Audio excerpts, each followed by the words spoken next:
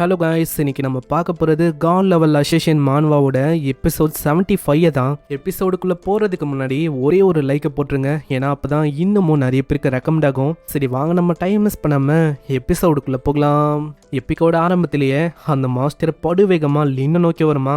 லின்னோ மற்றவங்க கிட்ட சொல்கிறான், சீக்கிரம் அந்த மாஸ்டரோட ஹெச்பி இப்போ ரொம்ப லோவாக இருக்கு, அது இப்போ அதோட செகண்ட் ஃபேஸுக்கு போக போகுது, அதனால சீக்கிரமாக இந்த இடத்த விட்டு தப்பிக்கிறதுக்கு பாருங்க. ஆனால் அங்கே ரொம்ப லேட் ஆயிடுச்சு. அந்த மாஸ்டரும் அது கிட்ட இருக்கிற முட்டை எல்லாத்தையுமே தூக்கி போடுமா. அதுக்குள்ள சின்ன சின்ன மாஸ்டர்ஸ் இருக்கு, அதுவும் ஆளுங்க மேல பயங்கரமா தாக்க ஆரம்பிக்குதா. என்னதான் அதுங்களோட அட்டாக் பவர் ரொம்ப கம்மியா இருந்தாலும் அதுங்களோட எண்ணிக்கை ரொம்ப அதிகமா இருக்கா. அங்க இருக்கிற ஒருத்தங்களோட நிலைமையும் இதனால மோசமாகுது. சில பேரால அதை சமாளிக்க முடியுது. இன்னும் கத்துறா, சும்மா என்ன பண்ணு இருக்க, சீக்கிரமா எல்லாரையுமே சோலா மாத்து, ஏன்னா அப்பதான் நம்ம எல்லாராலையும் தப்பிக்க முடியும். சும்மா என்ன பண்ணு இருக்க, ஏதாச்சும் பண்ணு சும்மா அப்படின்னு அவ பயங்கரமா கத்துறா. ஆனா சும்மா எதையுமே அங்க கண்டுக்கல. அங்க லின்னு மேலேயும் ஏகப்பட்ட மாஸ்டர்ஸ் அப்படி ஏறமா. நம்ம லின்னும் அவகிட்ட இருக்கிற வெப்பனை வச்சு அதை தாக்குறா.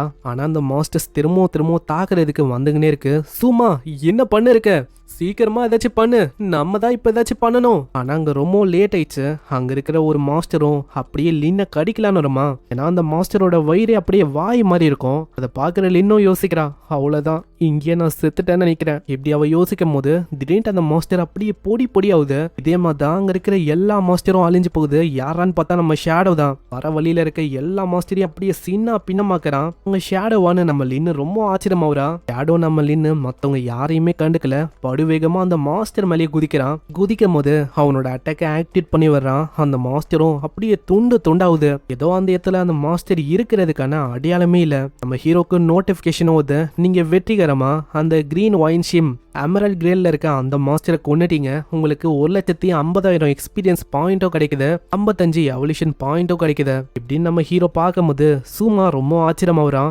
ஆமா, இந்த இடத்துல ஷேடோ இவன் என்ன பண்ணிருக்கான். இந்த சூமா யாருன்னு நிறைய பேருக்கு தெரியாது. நம்ம ஹீரோ கூட போன எபிசோட்ல சொல்லியிருப்பான்ல, இந்த சூமா இந்த தியோடோரு அத்தாரிட்டிஸை ஏமாத்த போறாங்கன்னு. அதே சூமா தான் இவன். தியோடோருக்கும் குன் சிசிக்கும் கீழே வேலை செஞ்ச ஒரு ஆளு தான் இவன். அங்க எப்படி இவன் ஆச்சரியமாகும் போது பேய் மாதிரி நம்ம ஷேடோ அங்க வந்து நிப்பானா. ஆளு ரொம்ப பயங்கரமா பாப்பானா. அதை பாக்குற அவன் ரொம்ப பயந்து போறான். பேசுறதுக்கு கூட டைம் கொடுக்காம ஒரே செகண்ட்ல இந்த சூமா அந்த பர்சனோட தலைய துண்டாக்கிறான். நம்ம ஹீரோக்கு நோட்டிபிகேஷன் வந்து, நீங்க வெற்றிகரமா பிளேயர் சூமா அவனை கொன்னுட்டீங்க. லின் அதை பார்த்து ரொம்ப ஷாக் ஆகுறா.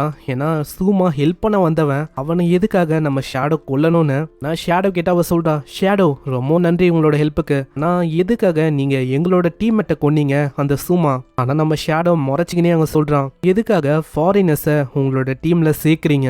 இதுவா அவன் கிட்ட சோலா மாத்திர ஒரு கிளாஸ் இருந்துச்சு, அதனால தான் இந்த பெரிய பாஸை தோக்கடிக்கணும்னு சொல்லி ஹெல்ப்புக்காக அவங்கள வர சொன்னோம். ஆனா ஏன் தெரியல, இந்த மாஸ்டர்ஸ் எங்க மேல அட்டாக் பண்ணும்போது அந்த இடத்துல அவன் டிஸ்ட்ராக்ட் ஆயிட்டான். அதனால தான் அவன் எங்களுக்கு ஹெல்ப்பே பண்ணல. என்னது, அவன் ஒன்றும் டிஸ்ட்ராக்ட் எல்லாம் ஆகல. இன்னும் சில பேர் இப்படி தான் எதையுமே மாற்றிக்க மாட்டாங்க, வேணும்ன்ட்டே இந்த மாதிரி பண்ணுவாங்க. அப்போனா நீங்கள் சொல்கிறபடி பார்த்தா அவன் வேணும்ன்ட்டே இந்த மாதிரி பண்ணானா. இப்படி பண்ணுற மூலமா அவனுக்கு என்ன பெனிஃபிட் கிடைக்கும். உடனே நம்ம ஷேடோ பயங்கரமான அரசை ரிலீஸ் பண்ணிங்கன்னு சொல்கிறான். இன்வெஸ்டிகேஷன் பண்ணுறது என்னோட வேலை இல்லை, அது உங்களோட வேலை, அதனால அதை நீங்கள் தான் பண்ணணும். அதே மாதிரி இந்த மாதிரி பெரிய லெவலில் இருக்க பாஸ் எல்லாம் நீங்கள் பார்த்தீங்கன்னா டைரெக்டாக என்கிட்ட சொல்லுங்க, நான் வந்து பார்த்துக்கிறேன்.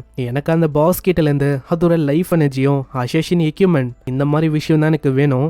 மற்றபடி மீதி விஷயத்த நீங்களே வச்சுக்கலாம். இப்படி தான் நான் ஜாங்கை அஃபிஷியல் கூட கோஆப்ரேட்டிவ் பண்ணிருக்கேன். லின்னுக்கா அங்கே அவ்வளோ சந்தோஷம். என்னது உண்மையிலேயேவா, அப்போனா பெரிய பாஸ் இருந்தா நாங்க கண்டிப்பா ரிப்போர்ட் பண்ணலாமா உங்களுக்கு. ஆனா அதுக்குன்னு நான் எல்லா பாஸையும்லாம் டேக் டவுன் பண்ண மாட்டேன். முக்கியமா பாஸ் பிளாட்டினம் கிரேட்ல இருக்கணும், இல்ல ஜெய்டு கிரேடு, இல்ல அதுக்கும் மேல இருக்கணும். இப்படி இருந்தா ஒண்டிதான் நான் வருவேனே.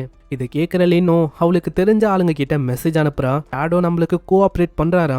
ஜெய்டு பிளாட்டினம் இந்த மாதிரி கிரேட்ல ஏதாச்சும் மாஸ்டர்ஸை பார்த்தா சீக்கிரமா ரிப்போர்ட்டை பண்ணுங்க. இந்த இடத்துல ஜெய்டு கிரேட்ல இருக்க ஒரு மாஸ்டர் ஒரு பர்சனை பயங்கரமா கடிக்குமா. உங்க மெசேஜை பார்த்தோன்னே ஆளுக்கு ரொம்ப நிம்மதியா இருக்கு. ஷேடோவே இங்க வராரா, இப்பதான் எனக்கு ரொம்ப நிம்மதியா இருக்கு. ஏன்னா ஆல்ரெடி நான் ரிப்பீட்டடா நிறைய வாட்டி செத்துட்டேன், இதுக்கப்புறமும் நான் சாக வேணாம்னு நினைக்கிறேன் அப்படின்னு ஆளு யோசிக்கிறான். இன்னொரு பக்கம் வேற ஒரு மாஸ்டர், அதுவும் அமெரல் கிரேட்ல இருக்க மாஸ்டர் தான். அந்த மாஸ்டரும் அங்க இருக்கிற ஒரு பையனை தண்ணியில அப்படியே ட்ராப் பண்ணிருக்கு. நிலைமை ஆளுக்கு ரொம்ப மோசமாகுது. இன்னொரு பையன் ஏதோ ஒரு மவுல் மாஸ்டர் கிட்ட மாட்டிக்கினா, அந்த மாஸ்டரும் கண்ட இடத்துல பயங்கரமா தாக்குது. அந்த மாதிரி வழியிலயும் ஆளுக்கு நிம்மதியா இருக்கு.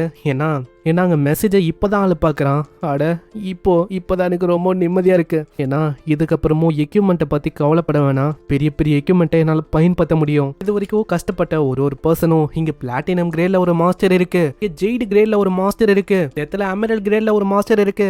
நான் சாகுறேன், என்ன காப்பாத்துங்க இப்படின்னு ஒருத்தவங்களும் அங்கே மெசேஜை சென்ட் பண்றாங்க. நம்ம லின்னு கிட்ட அந்த மெசேஜ் எல்லாம் வருமா? அங்க அதெல்லாம் பாத்துக்கினே லின்னு அவங்க சொல்றா, பக்கத்திலேயே ஏகப்பட்ட பெரிய பெரிய பாசஸ் எல்லாம் இருக்கு.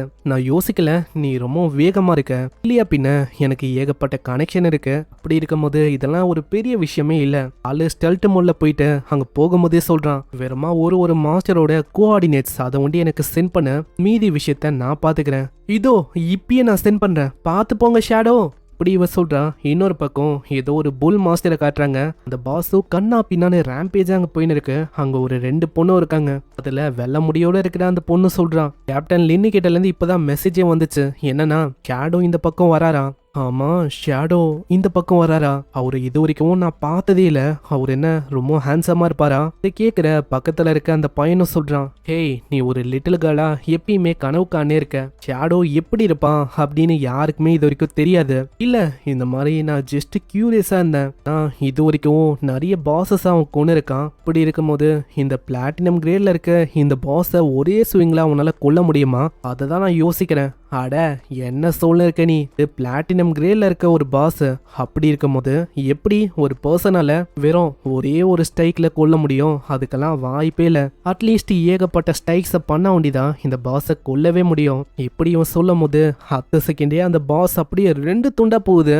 டேமேஜ் ஒண்டி கிட்டத்தட்ட 3 லட்சத்துக்கும் மேல போகுது. அதை பாக்குறவங்க எல்லாருமே வாயை பொழக்கிறாங்க. இங்க என்ன ஆகுது அப்படின்னு அவங்களுக்கு தெரியல. நம்ம ஹீரோக்கும் நோட்டிபிகேஷன் வருது, நீங்க வெற்றிகரமா புல் மாஸ்டரை கொண்டுட்டீங்க, உங்களுக்கு 72,000 EXP பாயிண்ட் கிடைக்குது, 20 எவல்யூஷன் பாயிண்டும் கிடைக்குது, அசேஷனுக்கான சில பல ஸ்கில்லும் உனக்கு கிடைக்குது. ஷேடோ எல்லாருக்கிட்டையும் சொன்ன மாதிரியே லைஃப் எனர்ஜியும் அசேஷன் கிளாஸ்ல இருக்க சில பல ஸ்கில் அதை ஒண்டி எத்துட்டு அந்த எத்தை விட்டு போயிடறான். அந்த இடத்துல அந்த 2 பொண்ணுங்களும் அந்த பையனும் ரொம்ப ஷாக் ஆகுறாங்க. ஆமா, இந்த இடத்துல என்ன ஆச்சு? அந்த பாஸ் சடனா காணாம போயிடுச்சு. அப்பனா என்ன ஷேடோவா இதை பண்ணா ஒரே ஸ்டேக்ல முடிச்சிட்டானா என்ன? அடைச்ச, நான் ஷேடோ வந்ததை பார்க்கவே இல்லப்பா எப்படின்னு அந்த பொண்ணு கவலைப்படுறா. சீன் அப்படியே வேற பக்கம் வந்து அந்த இடத்துல ஒரு மாஸ்டர் ரொம்ப ரேம்பேஜா போயின்னு இருக்கு. அந்த மாஸ்டர் பண்ற ஒரு அட்டாக்லயும் அங்க இருக்கிற ஒருத்தவங்களும் அப்படி பறக்குறாங்க. அதுக்கு காரணம் ஜெயிண்டா ஆர்மரோட இருக்கிற ஒரு மாஸ்டர் தான். அது எமரல்ட் கிரேட்ல இருக்க ஒரு பாஸ் மாஸ்டர் தான். அந்த மாஸ்டரும் திடீர்னு அவங்க மேல தாக்குமா, அவ்வளவுதான் கதையே முடிஞ்சிச்சு அப்படின்னு தான் எல்லாருமே யோசிப்பாங்க. ஆனா அதோட ஸ்வாடே அப்படியே சின்ன பின்னமாவுது. அங்க இருக்கிற ஆளுங்களுக்கு புரியல.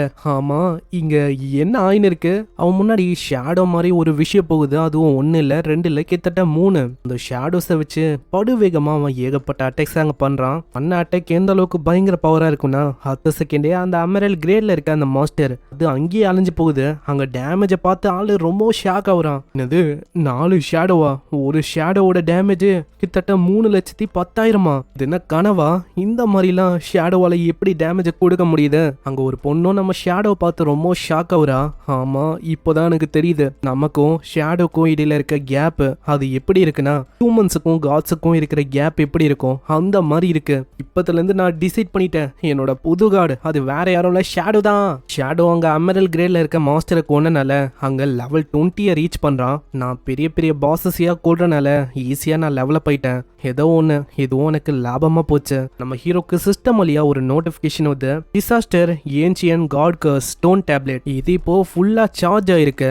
பரவாயில்லையே, இது இப்போ ஃபுல்லா சார்ஜ் ஆயிருக்குன்னா கண்டிப்பா இதுக்குள்ள இருந்து ஒரு பங்கமான ஐட்டம் எனக்கு கிடைக்க போகுது. சரி பார்க்கலாம் அது உள்ள என்ன இருக்குன்னு அப்படின்னு ஆளு யோசிக்க இங்கே இந்த எபிசோட முடியுது. அது என்ன விஷயம் என்ன இது எல்லாத்தையுமே நம்ம நெக்ஸ்ட் எபிசோட்ல பார்க்கலாம். மறக்காம எபிசோடுக்கு லைக் போட்டுருங்க, ஏன்னா அப்பதான் வரும்போது டக்குன்னு என்னால எபிசோட்ஸ் அப்லோட் பண்ண முடியும். சரி, நான் உங்களை அடுத்த எபிசோட்ல சந்திக்கிறேன். தேங்க்யூ ஃபார் வாட்சிங். சைனரா.